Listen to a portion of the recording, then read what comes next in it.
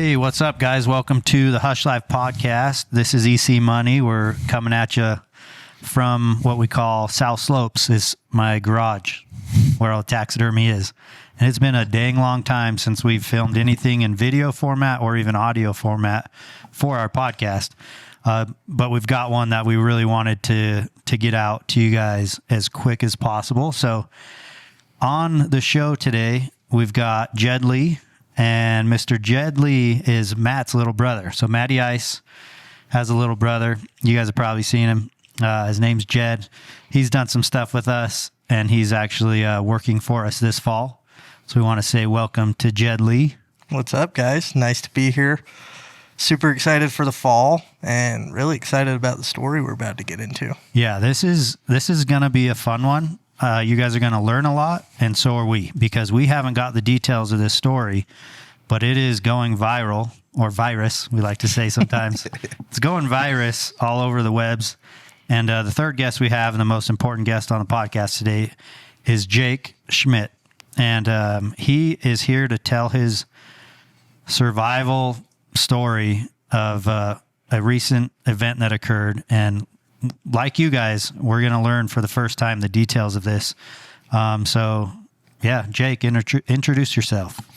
My name's Jake Schmitt. I'm originally from the East Coast, and don't hate me for it, but been living in Utah for a few years and, passionate about backcountry hunting just like anybody else. And I've guided with Jed here, actually, and still guide quite passionately. But just like anybody else, I'm quite into the backwoods archery hunting and finding huge mule deer, and it gets a little addictive. So that's how this all started in the first place. Oh yeah. So when he says how this all started, let's go ahead and tell the people just the overview, and then let's peel the onion back and kind of back up and talk about the details.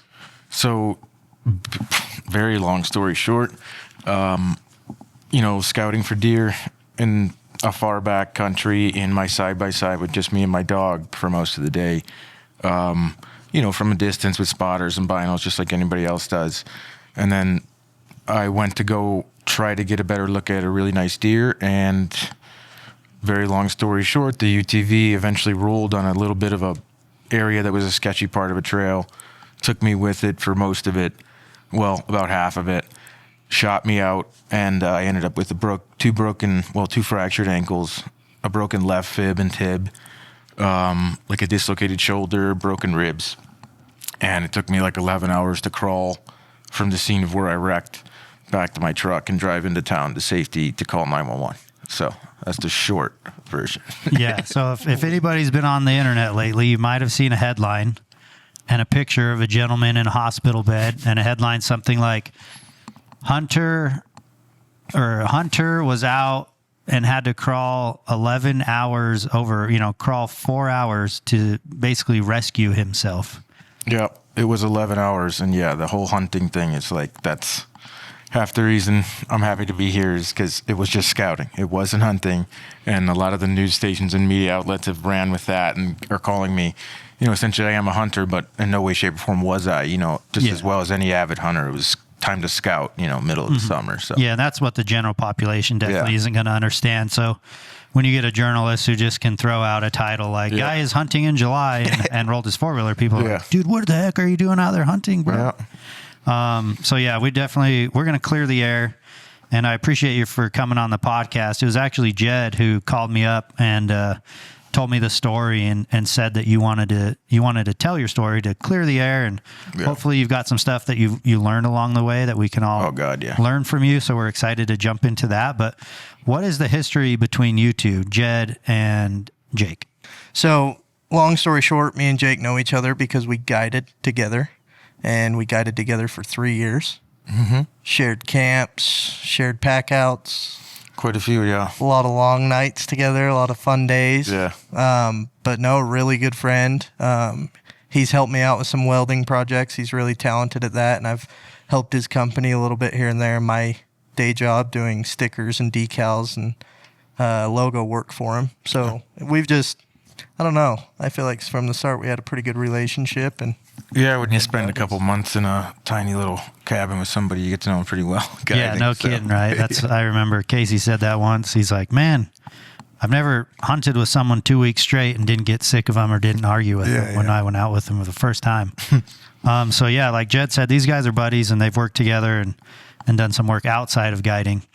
But when Jed reached out, he said that you wanted to tell your story here on the Hush podcast.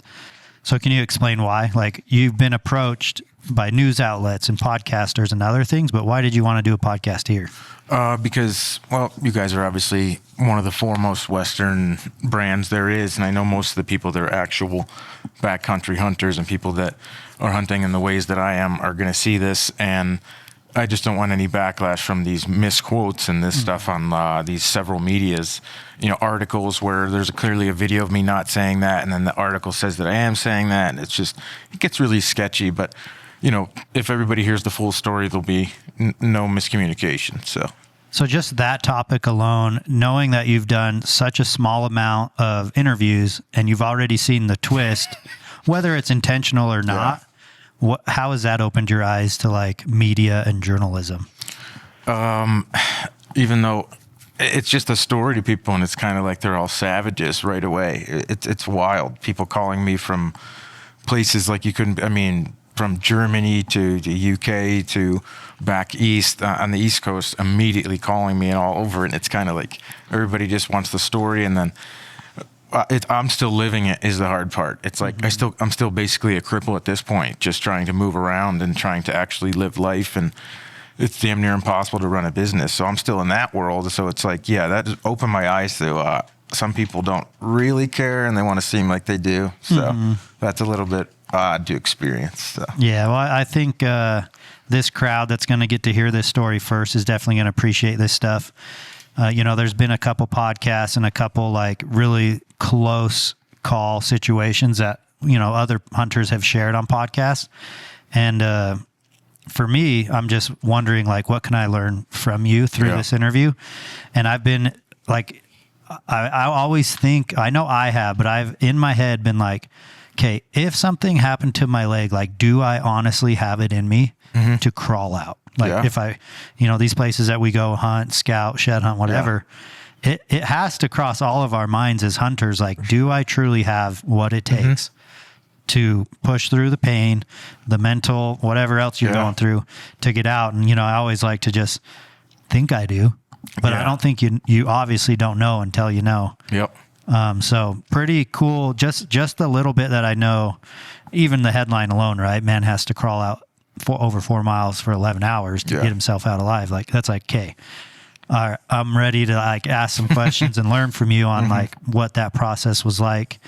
So why don't you start us with that day? Like, what you're doing and where you're headed. And basically, what was it, a Sunday, so finally decided this Sunday I'm just going to take a break and go try to find some deer, actually see if I can find one to spend my time on this year, so being so busy with everything, I don't get a lot of time not only to go look for myself with also looking for guiding and the other time. So I wanted to devote a day to find a deer that I really liked for me.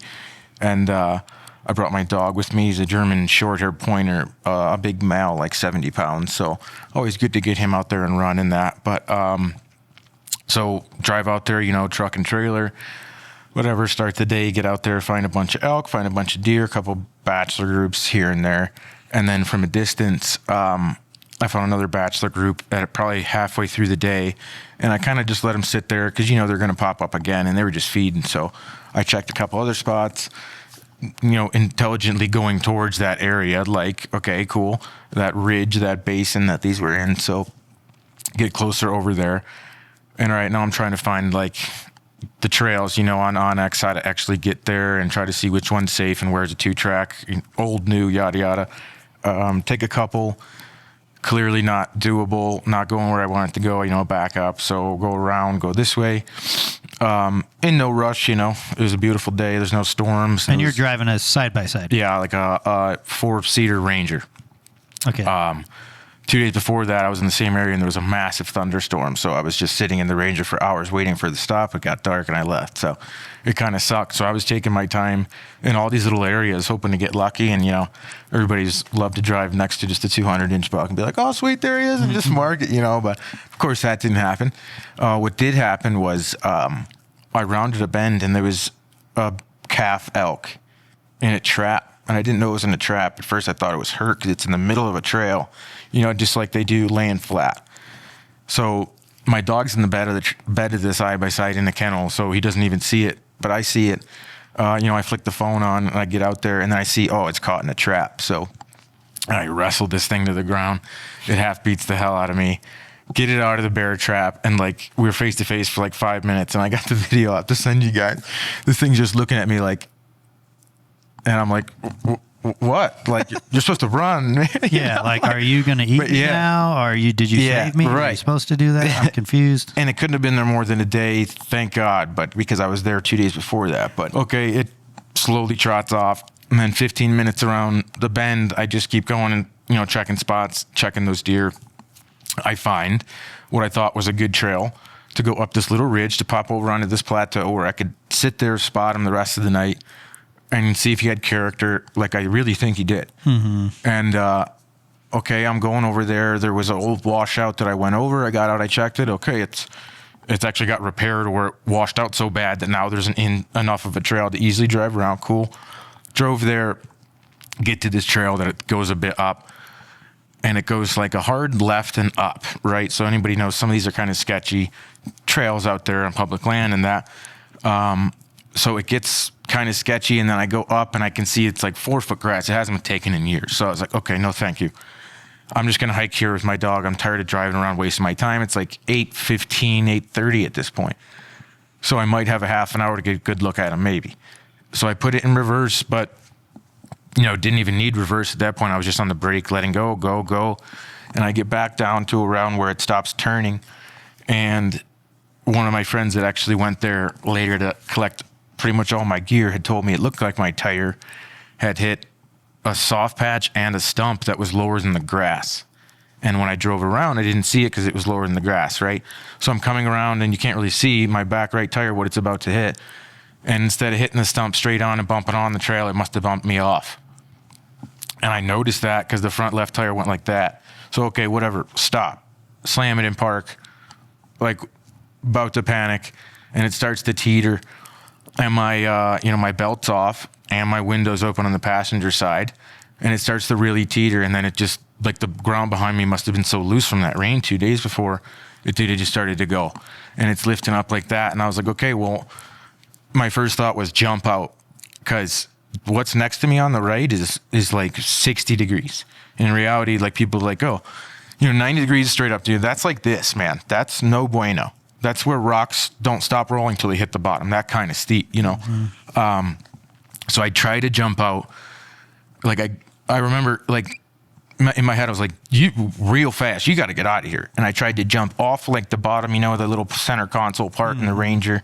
But it's turning to my passenger side. I'm trying to go like that.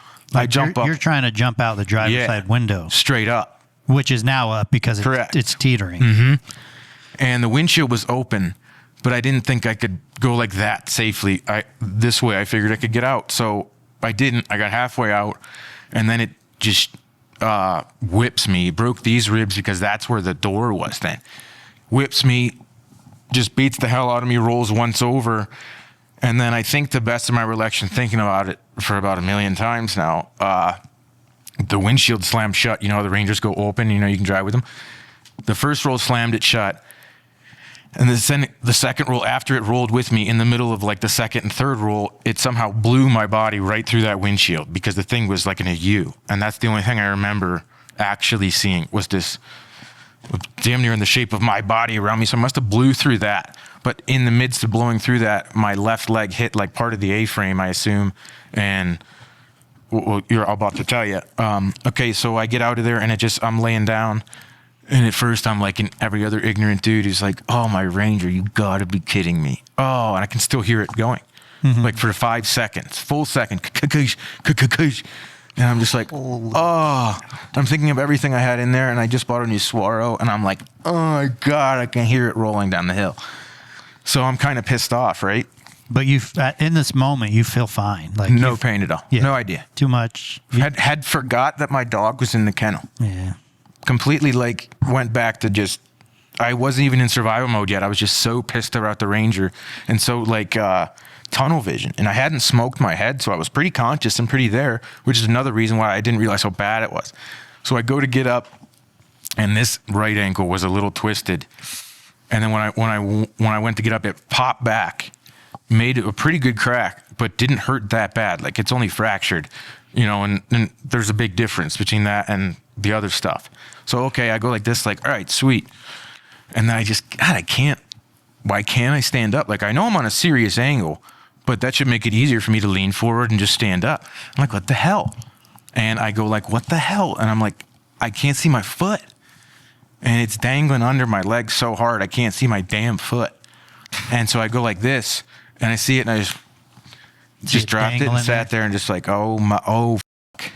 You know, I'm not sure if I'm allowed to swear, but that's an fuck moment. Yeah. The definition of it.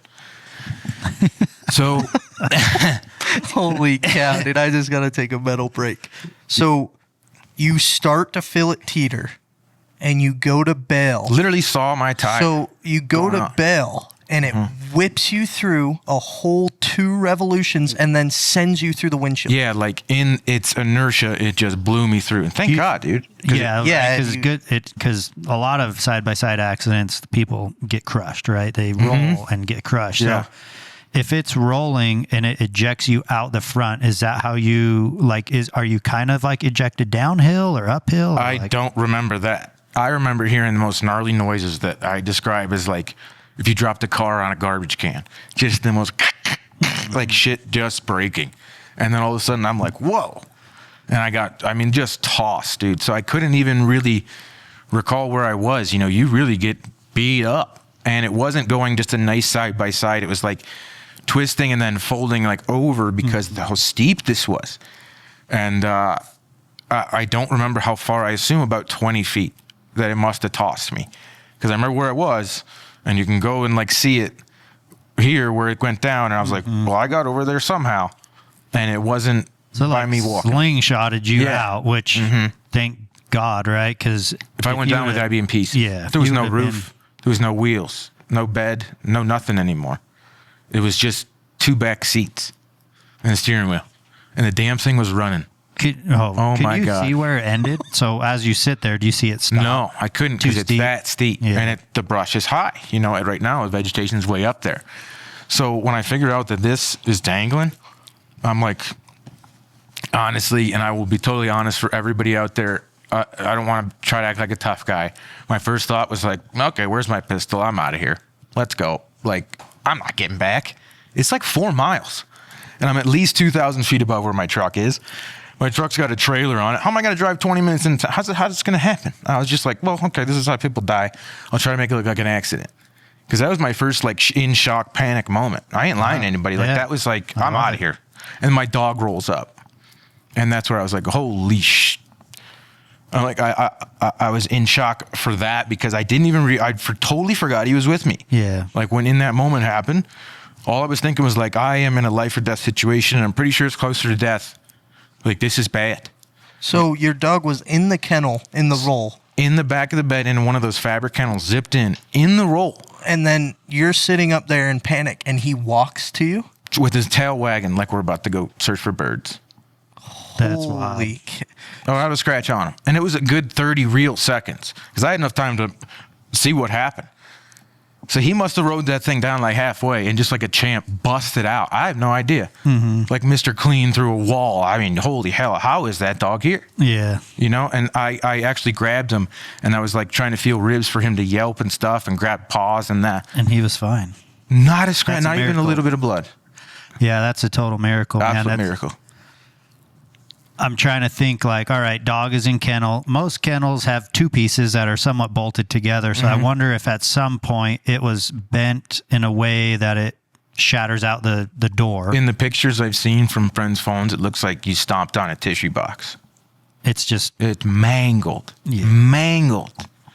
And it scares me, like, if I don't want to see that picture again. 'Cause it's like, if I would have crawled down there and that dog was just laying there mangled, I don't think I would have had the heart to even get anywhere. Yeah, that adds a lot to the story. And the short interview that I saw or read, I can't remember because I did see some online. Yeah.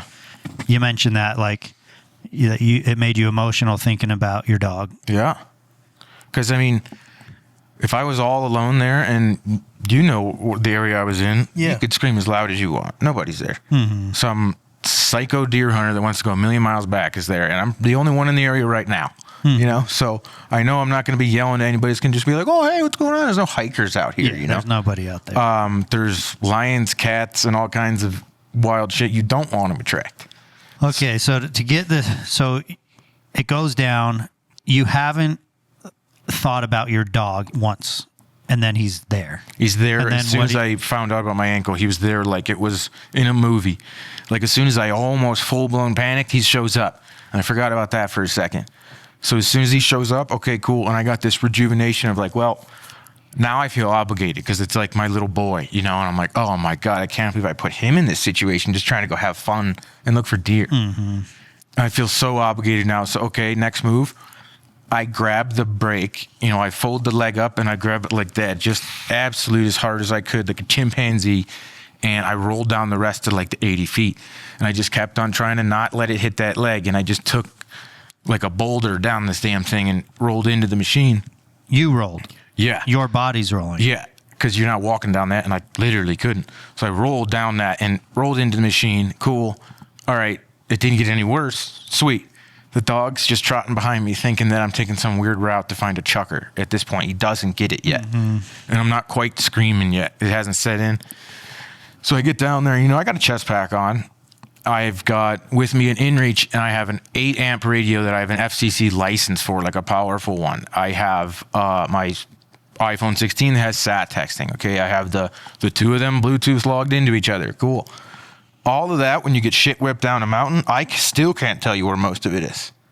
An InReach that big, good luck, dude. And 3 feet of crap when you have a broken leg and two fractured ankles, all kinds of crap going on, and you don't even know. And it's also about to get dark. So I was like, okay, well, I'm screwed. So I get down there. I was like, at least I could find a flashlight. Found one, didn't work. Shit. Whatever, dude. I got to get out of here. Like, I'd rather not be in the brush, the thick brush. And you guys know how thick it gets, especially this time of year, in pitch black. My dog's there. Okay, cool. Somehow I found a roll of duct tape with like that much left. So I can't move without that leg doing this. It looks like a fish's tail. It's bad. And like, I'm almost gagging. The pain now is setting in, and I'm like kind of screaming. So next step, part of the roof, the side-by-side was so destroyed that there was like pieces of the A-frame hanging off, and there was one hanging off that was super straight. So I lay my leg on there, set the bone, put it back straight, get it to where it looks like the bones are like really well connected. Okay. Rolled up the bottom of the cuff a little bit because I was just at this point now I'm thinking like survival, like you can't get wet. So try to roll it up a little bit because it's going to be dragging.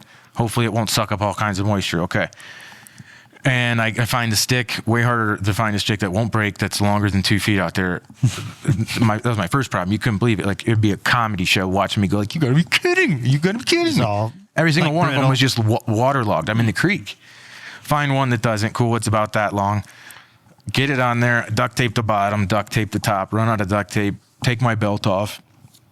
And it's a cinch belt. It's not a hook and loop. So I double wrap it, then I cinch it, and I just absolutely rip on it. Try to get it straight to where I can lift up with this muscle and not use the leg. Because I don't know how I'm getting it out still, but I need to be able to somehow use this thing, okay? So, all right, I look behind me, and now to break the story, this is where the crawl starts. I have no other option. And I can't go downhill because it's so steep that every time I try to go downhill, I'm falling on my face, and the leg is hitting my ankle, and that thing is snapping. And I'm breaking the leg like over and over again because you're going over deadfall, under deadfall, over a boulder, under this, that. Oh, shit, don't get wet. Crawl uphill so that when you fall downhill, you're still not in the creek. Oh, my God. Absolutely sucked. So how was the right leg? You know, you, Right you leg mentioned was- earlier that it popped and snapped and it hurt, but what was the status of the right leg? It is my only tool. Not even thinking about it. Not even thinking about it. It didn't have pain. It hurt, but it's like compared to this, Yeah. it was like a mosquito bite. Did not care. So this is the one that I was using because I was going like this for about Scooting. the first mile because it was all thick brush. Scooting backwards. So for people, if you're not watching, like he's showing like where he's putting his hands behind his buttocks and kind of lifting and scooting with one foot. And dragging the leg, so that I could see it, monitor the leg, make sure it's not hitting crap. But you feel the leg and the bones. Just And I hear it. Tink, tink, tink. Oh, you can hear it, and it's so bad because it's beautifully quiet out there sometimes. But it's Not until you have bone on bone. Oh, it's like gaggable. No, thank you. So But you know where you're at, right? So run us through like you've now gone to the bottom. You've built your leg up to where you got some duct tape, stick, A-frame, whatever, to just keep it from dangling around, like you said. But you know where you're at. What was the process of like? You said your spirits were lifted with the dog. Like how much different? Like you said, you started out like, dude, I might just end this thing. I got a pistol. Yeah. Now I went way up with the dog. Now I'm down there and I'm 300 yards into the climb, and my spirits couldn't be any lower. I'm like, this is taking absolutely forever. It takes me a good 15 minutes to figure out the one log. How am I not going to get wet? How am I going to get over it? How am I going to physically do it? Can't go under it because it's like... Is there a creek? When you say get wet, is it... There is a creek, and I don't want to get soaked. It's now 9:15, and it's pretty damn dark. Like, not full-blown dark yet, but I am scrambling to get to a trail before dark. Have you mapped out the route in your head? Like, okay, up the creek, over the saddle. Yes. Like, what are you thinking as far as like The only thing I don't have mapped out is because the trail that I was on went around the big draw and comes and drops me into a place where you can get to from other trails. But I didn't know. Now, in the middle of all these trail systems, I'm going down a creek. I don't know which one I'm going to hit first. And I really can't, in my mind, I'm like, I don't know. I just got to hustle. I don't know how far. That's my only unknown. Once I get to the trail, I'll piece around where I am, okay? Now I kind of get it. But at that moment, I can't see anything. The brush is higher than me. And I'm just hoping and begging there's going to be a trail at some point. And then, dude, the dog again bumps into me. Literally bumps into me, kind of like he's having fun, but I'm starting to yell, so something's a problem. Like when the leg snaps again, I'm absolutely screaming top of my lungs. Like I'm not too tough to say that. I was screaming, dude. And he comes over to kind of like, and his ears are tucked back, so I could know that he's like in that submissive part where he knows I'm in pain. And I see the light on his collar, and it's a little hunting light. And I'm like, oh my God! I'm like, come here, come here, come here, come here. And I turned the LED on. It's the size of a quarter. And that damn thing turned on. And I was like, holy hell, I've got a light. This is great. So I screamed at him to heel next to me. So I keep turning around, and I can turn around, and I can see what's in front of me. Okay, sweet. There's a log. There's the trail. Now it's dark. And he's my only light. And this thing is absolutely, thank God, is barely see from me to just past you, but it's enough. So I'd say we probably went another... Well, at the time, I couldn't really follow time. I lost track of time. So, probably a half hour after I got that light, we pop out on a trail. So like a hiking trail. Yeah, like a two-track old trail, yeah. So now there's been two miracles, right? Yeah. Side by side goes, you're panicked, dog shows up. Then right when you get down to the lowest spirits again, dog has a light on him. And just shows me that. So like in the story right now, pretty much we can say dog's saving your life. Absolutely. I mean, another miracle of me not hitting my head on any part and just getting smoked and staying in that side-by-side. That's the first miracle. So there's at least three, yeah. And this dog's already saved my life. I would say that full-blown. Absolutely. What thoughts were racing? Like, what came to mind? Was there family? Was there friends? Was there any thoughts that crossed your mind? At first, before I got to the trail and realized how far I truly was, I was just embarrassed. I was embarrassed because at the point I was like, oh my God, I keep going over the crash. Like, I'm very hard on myself in every part of my life. So I'm just at this point, like, I'm just an idiot. This is 100% my fault. I made a slight of a left when I should have made a slight of a right or something like that. I got too complacent on these backwoods trails, something. It's all my fault. I almost killed my dog. That's where my head's at this point. So you're pretty guilty. And angry and got a lot like of guilt and pissed at anger. myself. Yeah. So none of the emotional stuff is set in. And I still don't think I've grasped and I was like, I'll be out of here in 2 to 3 hours. And I'm so pissed that my ego is like 2 or 3 hours. No problem. Mm-hmm. So from 8:30 when I crashed, I figured I'll be out here 1 a.m. I'll be in the hospital. Not the case, huh? Which we'll get into that. Yeah, I would say, man, like, it sounds like you're experienced. Obviously, you've guided for many years. Mm-hmm. Like in a guiding season, you get like 10 hunting seasons in one season. Oh yeah. So this isn't like someone who's not familiar with the, side by sides, with roads, with dirt and terrain, and kind of just another story that's like, dude, it could happen to anyone. Well, and that's the thing about Jake too. Like, I'll say this as being one of his buddies and guiding with him, dude. When anybody has a flat tire, he has everything for it. When anybody, like, I broke a leaf spring, he fixed it on the trail. Like, and what he said, like his radio, his inReach, his phone, like the dude's ready for the worst. But something like this could happen where everything disappears and you can't move. Like, to me, like, Jake's one of probably top 3 guys that are most prepared. Like, the amount of tools he has in his truck when he goes hunting it's ridiculous, dude. He could rebuild his motor out. Like, I'm not even saying that as a joke. That's like, the kind of guy you want. That's like the hunting buddy that you want. But what got you to the point to be that prepared? Like you said, you named all the stuff. Honestly, this is going to be my 9th or 10th year guiding. So just out of being professionalism, I never want to have a guy's half a day of his hunt suck because I'm just an idiot and I didn't maintain my vehicle or something like this. So I've had seasons where, 2 seasons ago, I got 6 flats in one season. Yeah. So at one point I was like a pit crew. I was like, 1 second, sir. All right, like, we're good to go. Like, I just hate not hunting out there. It is such a waste of time. So not only that, but it's also, I go on my own a ton. And I enjoy hunting alone. I love the solo stuff, but I guess it gives me a very big mental preparation thing, which I don't know how you want to take that in this whole story. If I have all this preparation and I'm super ready, it gives me less anxiety going even further back. Yeah, right. Because you feel further prepared. back. Yeah.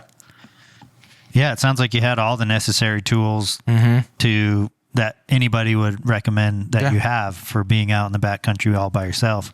Then, like Jed said, he rolls down the mountain, slingshot, stuff's everywhere. You can't walk. It's not like you're just going to go find the Garmin. Yeah. I wish I could have, but how? There was no way. If you had that Garmin, are you hitting SOS? Oh, for sure. For sure. Yeah. And how much did that weigh on you? Like, maybe I did it, like maybe I can find it? At that moment, I had that hard talk with myself. Do you spend time here to try to find that to SOS to hope somebody comes in 6 to 8 hours and you sit here and you just hope? Or it's about to be dark. Do you just hustle and get out of here? Because you're probably not finding that. That's a gamble. Getting out isn't. It's just a matter of time. Yep. And I thought it was shorter than it was, so I guess I was kind of cocky. Yeah. And that made me go like, let's get out of here. You're tough. Let's get out of here. Like, ugh. Did it ever cross your mind, like, because, personally, I don't have health insurance and I haven't, and I've heard that those rescue missions are super expensive. Did it ever 100%. cross your mind, like, I can, like, even if I had it, man, that'd be, a lot of money. I'd just rather walk out. I was still in that mindset and 100%, and I'm embarrassed too. And I was like, let's save every dollar we can. I'm going to drive to the hospital, skip the ambulance. And I was still in that tough guy moment. And I'm the same way. I don't have health insurance, just started a new business a couple years ago. And now I'm trying to have employees that I can get on that and have to make this big transition. And of course it happens in that little pocket of time. I have no health insurance and I cartwheel my ass down a mountain. So not a real good time to do it, but I did think about that. Yeah. And, I wish that wasn't on my mind, and I wish it wasn't $1 million to try to save your life like that. But that was definitely on my mind, and I wasn't really into super survival mode yet, and I was thinking about that. Yeah. Mm-hmm. So when you get to the trail, going back to once you finally get to the trail, I'm going to talk about your injuries for a minute. So this leg's absolutely excruciating. This one is horrific, yeah. Which is a left leg. Do you start to notice rib pain at all from None. the door? None yet. I'm still, bruises everywhere and that kind of stuff. This is so bad, dude. You could have kicked me in the face every 20 minutes and I wouldn't have known it. This was so bad. It was so bad. It's broken in the lower part of the leg. Yeah, and the adrenaline wore off first hour or two. Shock's wearing off. And it's straight rubbing on itself. And it's swelling so bad now that it's punching tears into the duct tape. It's almost busting out. Because it's so swollen. And it's just excruciating pain every time you move it a little bit with that swelling. It's like I almost passed that. I might have, honestly. I mean, there's no video camera. I might have laid there a couple times. Like, it was bad. It just makes me think, maybe this is a weird thought, you know, like you shoot a deer with a gun and like its front shoulder is just jello, you know, and it's like, that's probably what the inside of your leg would have looked like. Yeah. How you cut it open. And Just there's like, arteries in there. And my first thought was like, okay, we can't lose this leg. I'm terrified of that. Half of my strategy guiding is like, if I can't find stuff, just hike further. I'm kind of one of like, well, just keep going. And eventually we're going to find something to kill. But with this being a click-on accessory, it ain't going to be, I'm not going to be a very good hiker right away. So we got to save this leg. We have to save this leg. So, okay. You're thinking like I might lose my leg. Yeah, because I can Like feel it breaking in that. And now I got to go over my first creek crossing. And I did reverse leg crab walk and I dangled it up. And every time I would go like this, it would go like that and that. And I'm just like, just trying not to look at it. And I'm crab walking over this like 8-foot little creek. Okay, we get to the other side. And then I lay back down and I'm just like, I don't have it anymore. My shoulder keeps popping out because I keep doing this and it's just, you know, every couple of minutes. And it's like, oh, this is getting terrible now. Now I'm at the point where I don't know if I can do this. Yeah, it crossed your mind Yeah. to be like, I'm like, might have to tap out. When I got to the trail and I realized where I was like, okay. I don't know how long that took, but I don't think I got this in me. Yeah, because you knew how much further Yeah. you still had. I know how far I just went, and I don't know if I got this in me. So are you thinking like, I might sleep here? Do I sleep here and hope that Someone, a hunter or something comes in the next Yeah. few days and nothing will attack me and my dog throughout the night? That's basically just a walking chicken nugget now. that crossed your mind. Mm-hmm. How much did you, like, how do you come to make the decision to ultimately keep going? Because obviously we know that you did keep going. So what I got so triggered you to- cold. Okay. I had to keep moving. Which, you know, so paint the picture. This is July, high country, right? Mm-hmm. In Utah, and it's hot. Like it's 100 degrees down here in the valley. Oh, but yeah. Those high country mountain nights. Yeah, and in a creek bed with the Yeah. thermals flipped the way I don't want them. Yeah, everything Great. changes real quick. I think Mm-hmm. a lot of people go to the high country forgetting or just not understanding that those nights are cold. Yeah, like the desert's 1,000,000 degrees too, but go there at night and sleep without a sleeping bag. Yeah. Good luck. It's freezing. And then I got a little wet because I'm going through high grass. So I'm half soaked already without even touching the creek. So that thought right away was like, you're not waking up. So is the trail something that you're going to stay on? Have to, yeah. Okay. It's pretty thick. So yeah, catch us back up. So you're Okay. at the trail. You're thinking, I don't know if I can make it. Clearly, you decide I'm too cold. I'm going for it. Yep. Say I'm too cold. I'm going for it. So I figured, okay, go on your hands and knees. That's the only way to speed this up. Like a crawl. Yeah, I did the math between a mile. What is a mile? 5280 or something like that. And I'm going maybe 8 inches at a time, not even a full foot. That's about 10 billion crawls. Like, no, I can't do it. Are you good at math? Like, are you usually thinking Yeah, like I am. that? And that's how I kind of rationalize things too. And like, especially in like a long road trip when I'm falling asleep, I'll like just do simple, stupid math from this exit to the next exit. And like, how good is my gas mileage without looking at my thing, just to test myself and keep So that's how you think, Yeah, right? yeah. So now you're thinking, all right, if I Yeah. crawl, that's a little better than crab walk. And, you know, being a welder fabricator, I'm thinking of it in terms of like tape measures and like, okay, how long is this really going to take me? If I keep going at this rate, which is my max rate now, I can't even, and I keep getting to the end of the calculation and I'm so beat up and now I'm so tired I can't get a number. So the answer is just no. No. Okay. So flip over on your hands and knees. But to do that, so my leg was dragging like this, right? So to do that, I had to snap it again. One last time real bad to be able to whip my leg around and get it to drag the proper way. You know what I'm saying? So it just sounds awkward, but it was so badly broken and I have a splint with duct tape and a stick that it ain't real solid.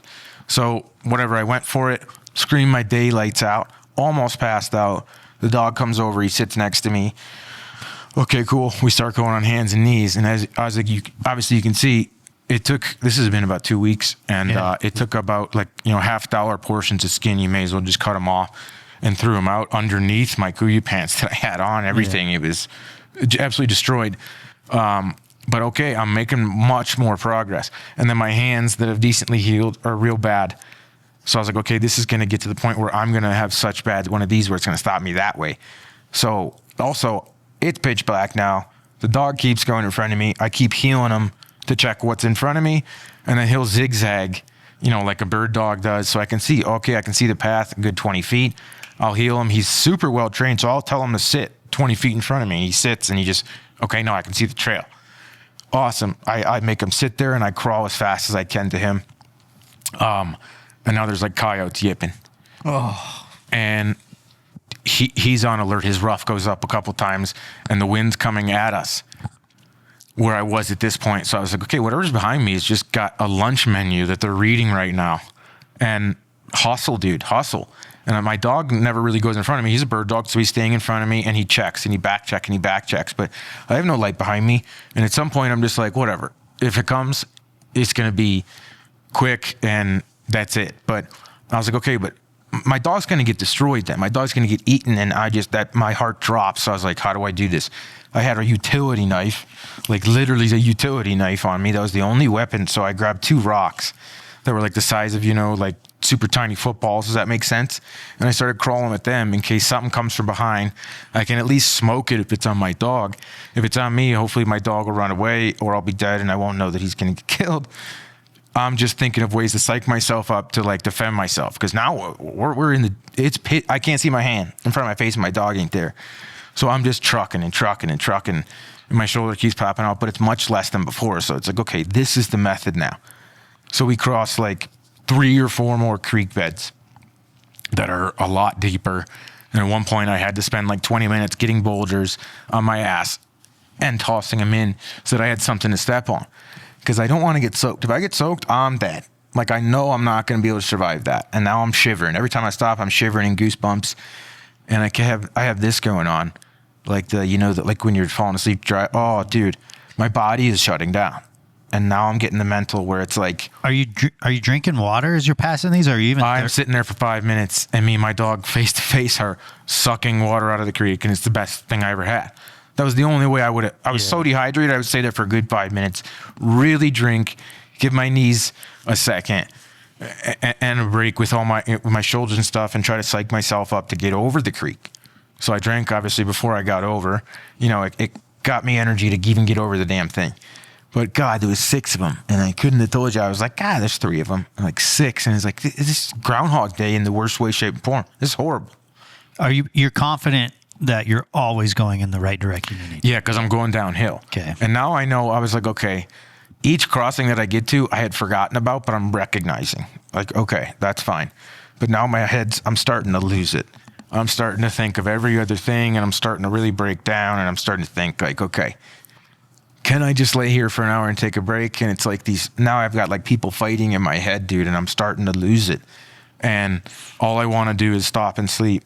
And, now, another dog miracle. The damn thing, I thought he was falling asleep, and I've told this before, but I thought he was falling asleep in front of me because he's so exhausted, and he's probably 10 feet in front of me in the middle of a trail, so I can see the light in front of him, which was sweet. And then I would really get to him close, and he would hear me right behind him, and I would like touch his butt when he was laying down, and dude, he'd go 10 more feet. And then we'd do it again, and we'd do it again. And he's like baiting me, guiding me, begging me to go 10 more feet at a time. And this dog... And at the time, I had no idea. And at the time, I was just like, God, he's even falling asleep. What an asshole I am. Like, he's out here torturing. And he's saving my life. This dog is like shepherding me out of this trail. It's wild now to think back on it.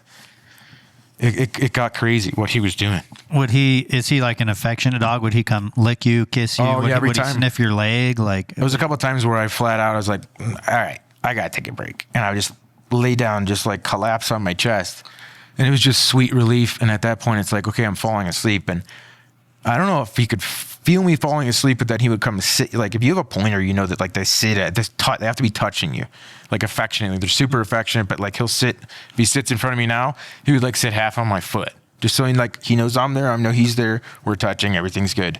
He would do that, but aggressively, and like sit on my arm and like kind of wake me up and like let me know he's still there. And I'd be like, oh, all right, dude, let's go. Get back up, get the rock. And I kept smashing rocks as hard as I could because these coyotes are yipping. And I know there's It's deep. I've seen a bunch of things you don't want to see there before, so I know they're around. And I just saved an elk from a bear trap. I know all kinds of shit's around here, so I'm taking boulders and I'm trying to make just the gnarliest gunshot noises you can to scare crap away. And it's also breaking these rocks down conveniently into where I can grab one. Okay, cool. So every, like, I don't know, 5 breaks, I would take a new rock and I keep smoking them and get a new one. Okay, cool. Just hoping you'd scare shit away. That's it. So to keep in mind, you got coyotes out here, mountain lions, black bears, for sure. Yeah. All 3. How far do you think you're from the truck at this moment? At this moment, I figured it's pitch black, and I'm at this hill that goes down, and then it goes up steep, and then when you get over that, you're in the meadow. But not thinking correctly, there's a couple of those, and I thought I was 2 minutes from the truck, and I'm not. And I just keep crawling and just keep crawling, and then I was like, oh, this incline is the first of 3. Son of a bitch. I'm not even close. I'm not even back to the main trail. I'm not even down in the actual valley of the mountain yet. I'm still on the incline over and over and over again. And then I got to one place where there's this huge, like, old irrigation thing from forever ago. It's on the side. It's broken down. I had to, like, literally huff my body onto it to crawl over because this is a huge, deep part of the creek. Thank God that crap was there because I got over. And I'm like, that's the last creek, dude. That's the last creek. Okay, it's still pitch black. And I got this dog, whatever, we drink from it. But also, that's the last creek. So I don't know how far I really am, but that's the last creek. I'm not exactly going to put water in my pocket and crawl with it. Drink up, So I did, and then I keep crawling, and I keep crawling, and I keep crawling, and I keep crawling. I was like, okay, like, what's going on here? And then I see a light coming down the trail, dude. And I just sit there like a gorilla, like on all fours, like, are you kidding me? Like, is this happening? Oh my God, somebody's coming. It's like Discovery Channel show. Sweet. Somebody just by chance is driving up. And I'm like, I'm trying to, like, oh God, this is amazing. Like, please don't run over me. That'd be a horrible end to the story. It's not a light. It's the sun coming over the horizon real slightly. Oh, wow. Holy. And I had a bit of a panic attack, like, son of a bitch. If you crashed at 8:30, dude, it's like, that's 6-ish. It's 5-6-ish. And I'm like, oh my God. So I have a panic and I'm just like, whatever. And I'm so pissed and I'm so scared now. This leg is gone. At this point, I'm like, it's gone. Just started thinking, like, cool, I'll get a flipper. I'll get one of those cool running things. I'll get like a toolkit. I'll get a pump, something on there. It'd be cool. Whatever. At this point, I'm just like, you lost your leg. Get your ass out of here. Don't lose your life too. I'm like, the leg's gone. So I ignored it and I'm just ripping this thing through the mountain and I am crawling like an angry gorilla at this point.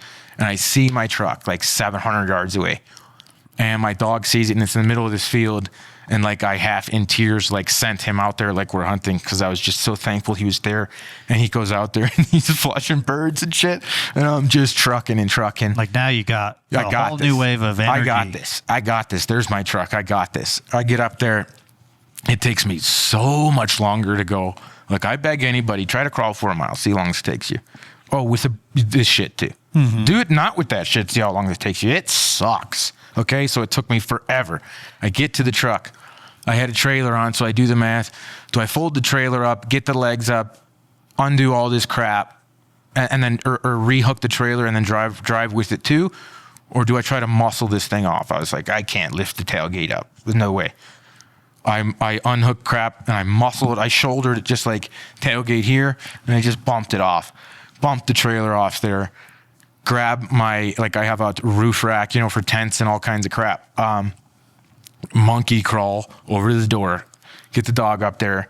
And thank God, this is one thing if anybody needs to know, and hopefully this isn't my secret, you know the secret already, but I make this joke when I guide and when I hunt on my own with anybody, like, I don't care if I die, the keys are right here, at least you can have my truck. Like, it's a joke, but I leave them around the truck hidden somewhere within the distance where they're not on my person. Yeah. Because I've lost so much crap before, and keys and cell phones, that I've learned my lesson with that. Just leave them there. Yeah. Somewhere close or hidden. So thank God the keys are there. Because if they were in that side-by-side, I would just be dead. Yeah. I don't even know where I would have just been like, oh, I don't even have my keys. I'm good. Just dig a grave here.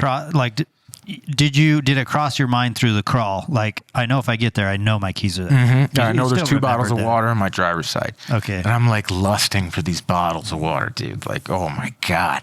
And at the same time, I was like, not too fast, not too fast. Cause I had the worst dehydration too. And I got goosebumps. So I'm like officially dehydrated.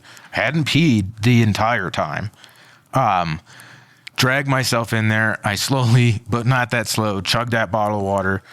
I put it in gear and then, 4-wheel, because I got to go around these other trails that are easier where I don't got to get out to do any cattle gates. And there's like one way I can get out. And I got out and it's like a gate that, you don't got to get out and lock or anything. Like, okay, sweet. I get on the public trail. There's no service for about 20 miles. So even if I do flag somebody down, they're going to drive with me. So I decided to gun it. And, of course, doing the speed limit, get into this town. No service yet, not even that I have my phone. So it doesn't even matter. So I got to find somebody in service when I get to town. And that's the only thing I'm thinking. And I get into, you live in Camas. Yeah. The Oakley Diner. I see the Oakley Diner in the distance. Like the first thing is civilization. I'm trying to do math. And at this point. I'm still trying to do math. Yeah. It just keeps I'm me. going approximately 45 miles an hour. Oakley Diner looks to be. Well, no, I did the 1 math mile. with like, oh man, try not to scare this chick. But hopefully she's Because it's got still a phone. early morning. It's 8:30 almost now. So Which- by the time I got to my truck, it was like 7:30, 7:45. So 11. this is probably 12 hours, right? Because 8:30-ish, probably about dark. 12 hours from when I actually wrecked, I got to that diner and I scared the hell out of this lady. And I get up and as calm as I could, I asked her like, Hold on real quick. You're in the truck. Yeah. Are you in the truck speaking to her? Or do Yep. you get out and crawl? nope, I'm in the truck speaking to her, rolled on my That'd window. be even scarier, right? You're Oh, like, right. Lady. Hey, how you doing? I'm like, you come here often? Like, no, it was very sketchy for her. And she was like, what the hell? So from the truck Yeah. window, She's like cleaning, I believe a table outside at this diner. And I was like, ma'am, can you call 911 for me? Ask them where the nearest hospital is. And if it's quicker for me to drive there, or they can come here and get me. I'm afraid I'm going to lose my leg, but it's severely broken. And I'm all kinds of up. That's all I said to her. And she didn't believe me. And honestly, because I looked so sketchy, and I probably would, they said I looked like a caveman, covered in like all kinds of mud, blood, this, that. yeah, Tore imagine everything. crawling through the woods. I For, probably you know, didn't- 10 hours at least. Yeah, I didn't. You're not going to look, you're not very presentable at that point. Wasn't on The Bachelor that day, no. She looks at me and she's like, can I see it? And I was like, yeah. I flung the door open. She goes like, oh, okay. Because it must not have looked straight at the time from me dragging it in the truck. And she goes, okay. Dials 911. She explains to them. And the paramedic happened to be 3 minutes away. Close. Gets there and they start dealing with me. And they absolutely saved my life at that point. So I'm curious, because it sounds like from an early stage in the accident, you were worried about losing the leg. So in your head, Yeah. is this like, it's going to rot away, it's going to break I away? had been in a couple pretty gnarly accidents between car accidents and just wild stuff with sports and that before. And one of them, like in a race car before, I had gotten in an accident and I have like 60 to 70% of my pancreas removed now because of the impact into a wall. And I hadn't known about it for 5 days. So I was like in my head, I was like, you have injuries you probably don't know about. Yeah. Number one. And number two, you can't see inside that leg. It's not a compound, so it's not bleeding out, thank God. But that swelling is so bad, and it's been dangling around in there like a Rapala. It ain't good. If something's cutting up in there, and it's just slicing stuff. So I was like, I'm going to lose that. Whatever. I'm right. Cool. I'll figure it out. We'll figure it out. And at that point, I start talking to the guys, and I just start asking them, like, I hope I spinted it well. Am I going to lose my leg? I'm worried about losing my leg. And they're like, did you hit your head? And I was like, no, I didn't hit my head. Like, am I going to lose my leg? Just concentrate on my leg. And they're like, dude, you're going to be fine. You actually spinted it really well. And I was like, wow, really? I was like, how? But yeah, I somehow saved the leg. And it still sucks, but I'm going to be able to use it again, Still got a leg. And so did they do surgery on the leg? Oh, yeah, massive surgery. So I have like they drove a rod they had to slice this open, drove a rod through like the whole bone, anchored it up here with plates and screws. And we'll find out if I have to do surgery on this ankle after the leg heals, because they don't really know how bad that is yet. This one was really fine. It was just a massive sprain and a fracture. The ribs I can't do much about. The dislocations are just getting old, so that's about it. So they're working on you just right there. Or are they driving at this point? Oh, no, they were like cutting my pants off, got me in, working on me while on the drive. Then they got me on a gurney. They were pretty hot on action. I was in surgery that day. And you have no contact with family at this point? Zero. No phone, no nothing. But it's weird what you remember. And I remembered like my childhood best friend's cell phone number, and like his house phone number, and then my mother's number popped in my head, and I was like, okay, sweet, man. Like, can I ask her to borrow her phone? And because I don't know, like that's the only. I live here basically alone. You know, I have cousins like that are close, but I'm a very independent guy with work, everything, hunting. So it's the only number I remembered, and I asked her, who's on the East Coast, to call my cousin, who's here on the West Coast, to possibly help me. And then I was kind of out. At that point, I was just kind of like back, and they gave me enough drugs to not feel this. So you talked to your mom first? The paramedic did. Oh. And in the background, she hears me going like, am I going to lose my leg? And she freaked out. Yeah. And I begged her not to come out here because I felt bad. But she was there the next day when I woke up from surgery. She flew out immediately, you know, and family flew out. And definitely shows how many people I have in my life. That was something I didn't expect. That was very cool. Yeah.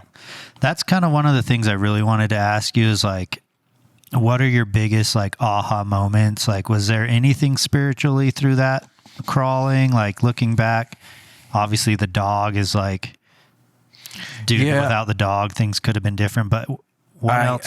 Dude, it's the dumbest thing. Okay, so I don't have kids, but if you have kids, and I have like nieces and nephews and that, you know, like kids movies and all that, and they have all this Finding Nemo, you know that movie? So when I was babysitting, like as a teenager, like my little cousins and nieces and nephews, that movie was huge. And we watched it probably, I don't know, 3 billion times in a row because they loved it. So I memorized the whole damn thing. And even in my 30s today, I still remember stupid crap from it. As I'm crawling, a song from that movie pops in my head, which is like that character Dory saying, just keep swimming, just keep swimming. And it gave me the weirdest, like, as I'm crawling, I'm out of body experience at this point. I'm thinking about my cousins from 20 years ago. I'm on the couch with them watching Finding Nemo. I'm humming this in my head, and I'm out of it. I'm out of it, dude. I'm on autopilot. And at this point, I'm thinking about people and family and emotions. And I'm like, oh, shit. Like, not only this, but my best friends, like, they know they're expecting pictures from me from scouting or me to tell them I didn't see shit. And now it's the next morning, and they haven't heard. So I know people are worried. I know this person's freaking out. My mom hasn't heard from me, and I told her I was going out. And you know, she's asked me to send her a picture of the dog, and I never sent her a picture of the dog, so she's probably waiting. She's like, her worst scenario was happening. Little did she know it was happening. Yeah, it was happening. It was. Like, and she didn't even know pictures. That. That's the worst case scenario. That anybody left home, whether it's, you know, your family, your wife, kids, that is the worst case scenario that nobody wants. Yeah, and I was supposed to go with people too. They were supposed to come with me, but I'm so happy I didn't, because if I had a passenger, that passenger would be a person we're talking about that's dead right now. 100%. Yeah, I see stories like that obviously on the news where, you know, whoever could be the driver and they had passenger friends and, you know, someone may have lost their life, and that would be very, very, very difficult to work through. That would have been horrific, yeah. And so then Jed apparently knows, but tell me when you found out. Like, what was the first word on the street that this happened? Yeah, so I seen a certain post, and right before I saw that, our mutual friend, Robert, really good friends with him, he reached out to me and just said, hey, Jake's in a bad way. He got in an accident. I can't tell you much, but just like keep him in your prayers kind of deal. I was like, what the heck? And then I saw the article, obviously, that everyone else could go see, the 11-hour crawl, broken legs, and immediately like my mind starts racing. And me and Matt were actually in Wyoming at the Weatherby Film Festival, and on the drive back, I was like, dude, I gotta call Jake. Like, it's been, 20 days since the accident? Well, at that point, it was like 10 days. Yeah, it's been 2 weeks now. 10 days. Pretty recent still, but yeah. So I was like, I gotta call him, and it was the funniest thing ever. I called him, and he was like, I was literally just about to call you. Because, like, Jake's one of those guys that, like, we're really good friends, but we're not always in contact. You know, we reach out when we need each other or when we're hunting together and that kind of thing. But I was just like, man, like, because I've seen, like he's told me stories about his car crash, last year doing the metal fab he does. He had a crazy accident. Oh yeah, you can see that. And so, like, I saw it and I was like, dude, this guy has 9 lives. Yeah. So that's what I'm getting is Like- this isn't your first like near death. No, experience. so that made it a little bit easier, I guess, in the weirdest of ways. But at this time, this is the first one that I've had. Like the other ones where I was really close to death is because I was in the hospital and like on machines and they're like, okay, like you're dying. Like that's official. You know, like that's how I knew I was close to death. But this time it was like just the millions of things that had to go right for me not to die are creepy in the first place.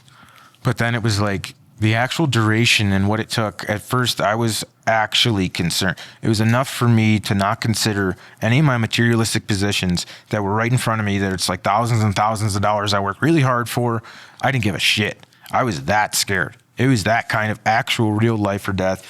And it gave me even different perspective. You know, each time I get in one of these crazy accidents, unfortunately, I hope someday they stop happening, but Gosh, they give you quite the perspective, man. I'm sure. You know. So, like, I just want to know, as like a buddy and a friend and like a fellow hunter, like, are you like with an accident like this happening, doing something that you love, that we all love to do, that we're very fortunate to do what we do? Mm-hmm. Are you still like excited to get out, or are you just like, Oh, I'm flipping nervous, like you don't I'm even already want to worried do someone's it? gonna find that deer. Still worried about That's it. my guy.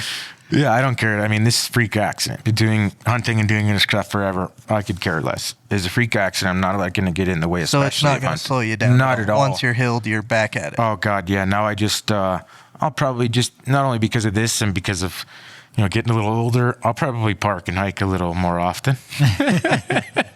You know? Maybe do That's- some crab walks at the Yeah, gym you just in never know. case, Oh you my know? God, man. Yeah.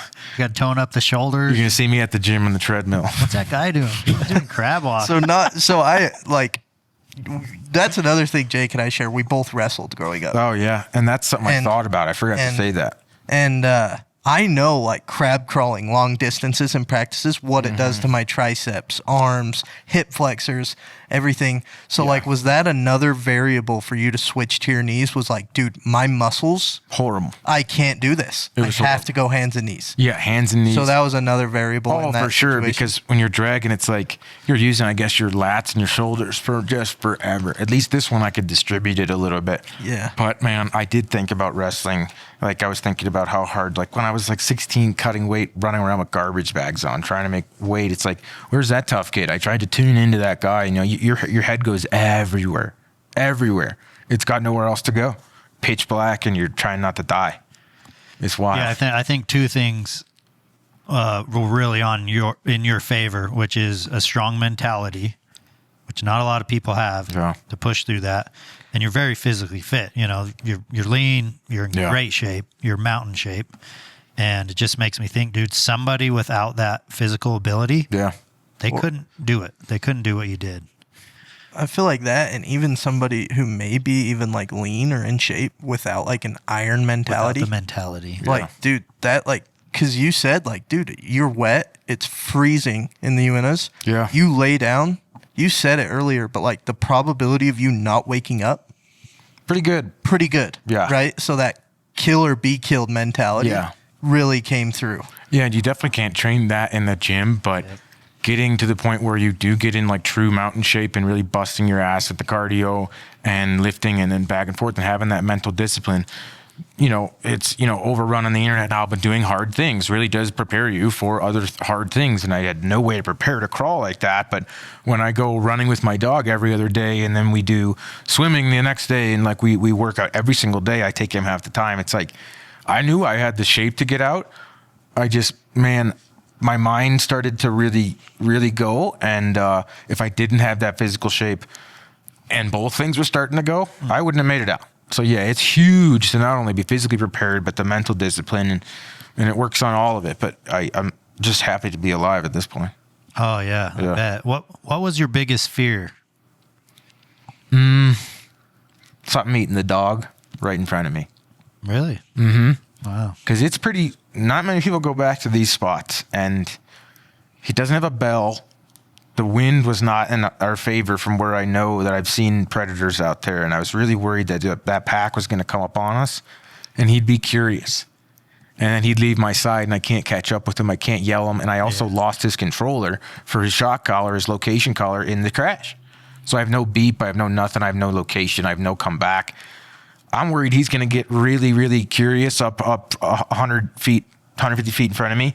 And those coyotes are going to bait him out. I was really worried about that. I mean, it's creepy enough when you're camping, you hear them yipping, but try to crawl away from them, and they're coming down the hill. Like I don't know what they were doing, man, but God, that sucked. I've seen a pack of coyotes, and I actually filmed it, take down a deer. Yeah. And they hunted like wolves in numbers. You know what I mean? Yeah. They understand how to distract, how to get so smart, and all that. Yep. So yeah, that'd be nothing for a single dog. And what could I have done? I mean, I could barely move. And that's what I was really scared about. I wasn't, doing this long enough. You know that a cat is probably not going to attack me. A bear, unless I run upon a cub with the mother. Okay. Yeah. I wasn't too worried about that. Like realistically, I'm experienced enough that those are 1 in a million, but I guess so is flipping in this and crawling out. So anything is possible. But that was my only real worry was like, God, I hope these damn dogs don't come over here and just eviscerate us. See, I think when it comes to the predators, that mountain lion would kind of be the biggest fear because they'll come in silent. Like you won't know. I was hoping. No, but I knew that. So strong. Yeah. Like, yeah. Like if crunch your head, like you're done. Well, and like Jake mentioned earlier, like I know almost exactly like where he was scouting and everything. And I've seen there's an abnormal amount of lions. Like, yeah. Really. Like there was a canyon up kind of close to where he was that a couple years ago, there was 4 cats. Oh yeah. You'd see them all the time. Do you have, okay, so like in this situation, you were like life and death, crippled, no self-defense. Did that elevate the fear of the predators, or do you kind of have like if you were just walking out the basin, both feet, headlamp, do you have that fear of coyotes if you heard them? And to be honest with you, and a lot of my clients hate me for this, but it works. That's why they don't hate me anymore. But a lot of times walking in and out, I don't use lights, even in these areas, because I don't care who you are, but anything can see light. Okay, green light, red light, this light. No light is the only way to be truly invisible going in and out of those spots. And I do that a lot, so I'm super comfortable in that. And I really wasn't worried about those cats because I knew if it does, I have no chance. Why even worry about it? It's like swimming in the ocean and great white come. You're dead. Who cares? I didn't even worry about it. It was the dogs that are just a little more maniacal that I was worried about attacking my dog. And they're there. Yeah, like, and they're making it clear that they're by you. And the bears weren't going to be up there because I had seen some spotting, and they're way higher up on the ridge. I wasn't really worried about them. If the cat comes, sweet, just make it quick. Whatever, dude, make it quick. But yeah, it's there's a lot of them around there. But they're so intelligent too. So I was hoping it was cracking the rocks, all that stuff, that would help. But thank God nothing happened. Yeah, I mean, just hearing it like firsthand and all the other stuff, like, dude, I think there's a big reason you're still here. Like, is joking or not, dude, like the accident you've been in before, the welding accident, this now, like, dude, your will to survive is like something that like I'm glad we're able to document and like to be noted. Like it's actually insane. Yeah, I don't know why I was given that, but I don't know. Yeah, I didn't think I was going to make it out, and I did, and I don't know. There was no other option, and so I feel weird even telling my story and even like being here for it and telling you guys. It's like I didn't think I had an option. It's not like at the time you're like, oh, the podcast, I'm going to have for this. I was like, I'm dying, dude. Let me get out of here. Yeah. That was it. You said that it does give you a different perspective on life, and it sounds like this may not be the only time where you've had a shift in that perspective, but what are you walking away with this time? I think I finally truly do understand that it is just things, the materialistic side of life. Like it is just things. And there's a path to me buying another side-by-side. There's no path to me living again. Yeah. And I'm kind of like, it's such a basic thing and, everybody knows that, but now it just got drilled into my head. Also the complacency I have in my day-to-day life doing these dangerous things where we all think like, because being so experienced, we just go back there and it's like our home, or we're all so comfortable there. Yep. But it's still pretty damn dangerous. Yeah. And we kind of get complacent back there. Yep. And I got a little too complacent, I think, going on these gnarly trails, just thinking like, okay, eyes on this deer. You know, I'm still thinking about it. You know, some of us are just addicted in that way, like you guys are too. I'm sure it's just like, I didn't really care. And I got too complacent with what is actually a luxury. We have this like huge privilege and this amazing thing we can do, go out and hunt this public land, especially in Utah. And it's amazing, but I kind of just take it for granted, and I was complacent. I'm just at a place I'd been before a million times. And I think I need to stop and smell the roses a little bit more in basic life. That's really something that kind of hit me in the face, you know? Yeah.